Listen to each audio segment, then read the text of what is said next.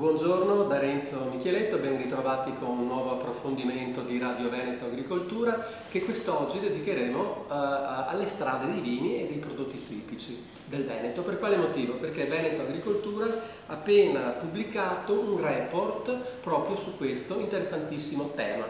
Le strade dei vini e dei prodotti tipici del Veneto, uno strumento sicuramente molto importante per valorizzare il territorio e i prodotti tipici di quel territorio.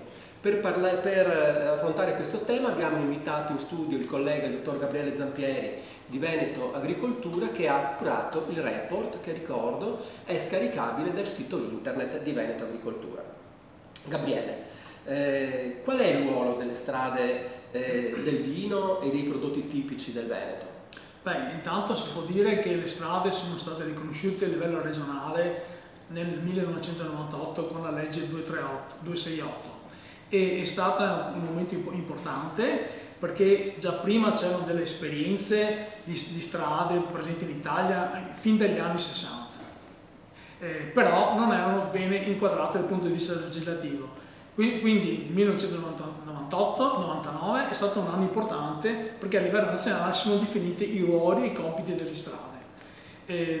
Le regioni poi successivamente hanno legiferato per impostare a livello regionale le funzioni delle strade. La regione Veneto l'ha fatta l'anno dopo, nel 2000, e con la legge 17 e il successivo regolamento, e ha dato alle strade il ruolo di importante strumento di promozione turistica integrata di un territorio rurale. Quindi vuol dire che una strada, tra i suoi obiettivi, ha proprio questo, come si diceva, di valorizzare non solo il territorio, non solo il prodotto di quel territorio, sia vino o altri prodotti, ma anche l'economia e quindi tutti gli aspetti socio-economici di quell'area rurale. Sì, prendendo come riferimento il prodotto tipico di quel territorio, che può essere il vino, ma anche un altro prodotto, pensiamo... Scusami Gabriele, volevo approfittarne proprio, poi scusa se ti interrompo. Questo è l'elenco delle strade del vino, dei prodotti tipici del Veneto riconosciuti appunto dalla regione. Partendo da ovest, quindi dalla provincia di Verona, abbiamo tutti i vini, quali il Bardolino, il Bianco di Custoza, il Valpolicella, il Soave, l'Arcole, Lessini, Durello, e poi il vino e i prodotti tipici di Terra dei Forti, e infine il riso Vialone Nano Veronese IGP. Poi passando alla provincia di Vicenza abbiamo sempre i vini Recioto e vini di Gambellara, vini dei Colli Iberici e la strada del Torcolato dei vini di Breganze. A Padova la strada del vino dei Colli Euganei e della strada del vino del Friularo, che ha conserve, delle parti di conserve. A Treviso invece abbiamo la strada del Prosecco e i vini dei Colli di Conegliano Valdobbiadene, vino Montello e Colli Asolani, la strada del Radicchio Rosso di Treviso e Variegato di Castelfranco IGP e la strada dell'Asparago Bianco di Civadolmo. Infine a Venezia la strada dei vini Vison Pramaggiore e del Piave. Quindi queste sono le strade dei vini e dei prodotti tipici fin qui riconosciute, e sono 19. Se sono 19, magari non tutti operativi allo stesso livello. Come si vede, si tratta sempre di prodotti DOP o DOCG, quindi certo, riconosciuti col marchio europeo. Infatti il territorio in cui una strada si sviluppa è relativo all'areale del DOC di riferimento, certo. Quindi la strada del vino dei Colli Euganei fa riferimento all'area DOC dei Colli Euganei. Certo.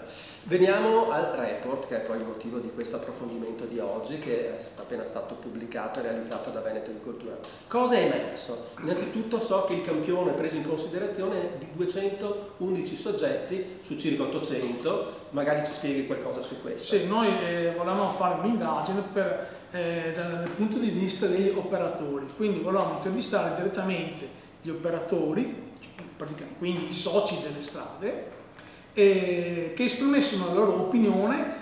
Scusami, i soci delle strade chi sarebbero? Quindi oltre agli soci delle strade, come definito anche dalla legislazione, sono diversi. Sono i produttori del prodotto DOP, quindi può essere quindi cantine su cantine, produttori viticoli, eccetera, ma possono essere anche aziende relative alla somministrazione di pasti, quindi ristoratori, agriturismi, alberghi, musei, e poi altri operatori come appunto i musei, ma anche imprese artigianali che fanno dei prodotti locali. E sono inserite quindi nel contesto della strada e insieme formano i soci di una strada. La strada è un'associazione volontaria, sì, quindi, ed è coordinata da un comitato di gestione. Certo. Cosa è emerso da questo report? Allora, noi siamo riusciti a intervistare 211 soci delle strade, distribuito in tutte le strade del Veneto, su circa 800-900 soci effettivi, escludendo quelli istituzionali, quindi i comuni, per le Proloco, sì, enti di turismo, eccetera, perché non sono direttamente operativi, ma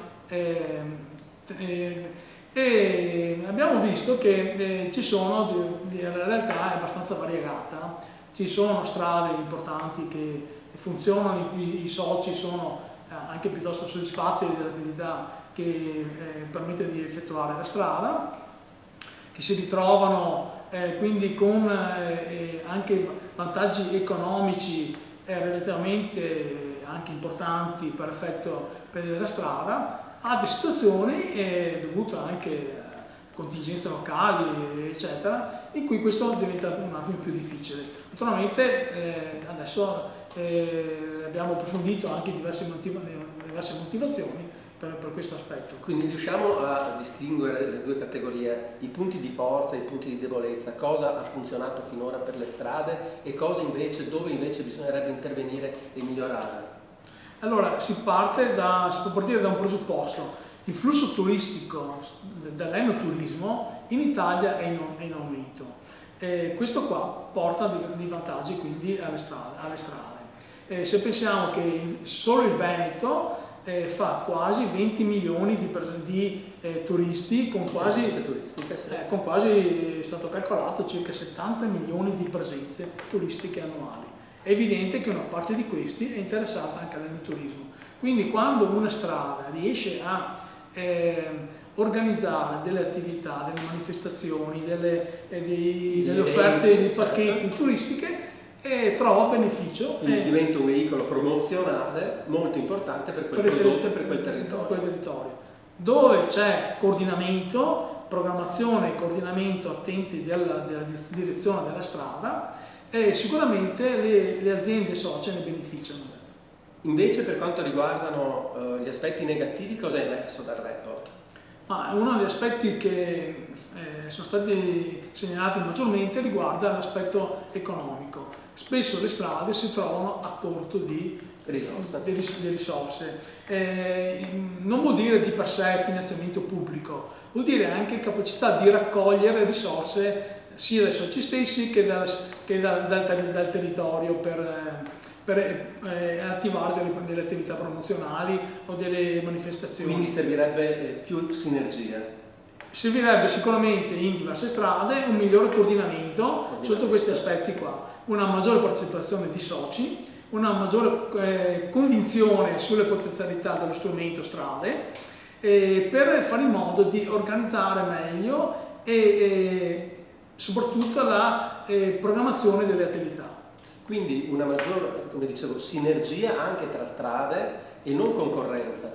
L'altro aspetto riguarda proprio questo. In Veneto sono presenti tante strade, alcune sono efficacemente attive, altre sono un po' meno per varie motivazioni. Se le strade si mettessero insieme a livello di coordinamento magari territoriale, sicuramente ne beneficerebbero tutte quante. Quindi vorrebbe dire anche non sormontarsi con gli eventi, coordinarsi meglio. Certo, la programmazione delle manifestazioni risulta fondamentale. Sappiamo che è nato il coordinamento delle strade del Veneto di recente, questo sicuramente potrebbe rappresentare un fattore importante. Certo, perché ricordiamo che il report ha visto anche la collaborazione, oltre che del coordinamento, anche degli uffici preposti della Regione Veneto, però volevo chiederti, come le altre esperienze nelle altre regioni, si può spendere una parola su questo per fare un confronto? Noi ci siamo confrontati con l'esperienza di due province e di una regione, particolarmente con la strada del Barolo e con la strada dei vini della provincia di Trento e quella dell'Alto Adige. E di come funzionano le cose? Abbiamo visto che le cose funzionano bene quando ci sono dei professionisti e quindi del personale specializzato nell'ufficio della strada. Quindi il comitato di gestione si impegna a organizzare il massimo coordinamento fra i soci. Più alto è la presenza di personale specializzato in una strada e l'obiettivo del coordinamento, migliori funzionano le attività e l'efficienza e l'efficacia della strada. Certo. I prossimi passi quali saranno per le strade qui del Veneto invece? In prospettiva? In prospettiva si può pensare che il coordinamento delle strade del vino abbia in effetti possibilità di raccogliere le esperienze più interessanti fra le varie strade e mettere a disposizione anche delle altre e fare un attimo di informazione e di formazione sull'attività complessiva e delle potenzialità delle strade. Benissimo, il nostro tempo si è concluso. Abbiamo i soliti 10-12 minuti a disposizione. Ringraziamo il dottor Gabriele Zampieri per essere stato con noi qui ospite oggi e ricordiamo che il report è scaricabile, il report sulle strade del vino di prodotti tipici del Veneto, appena realizzato da Veneto Agricoltura, è disponibile e scaricabile dal sito appunto di Veneto Agricoltura. Un arrivederci a tutti e alla prossima settimana.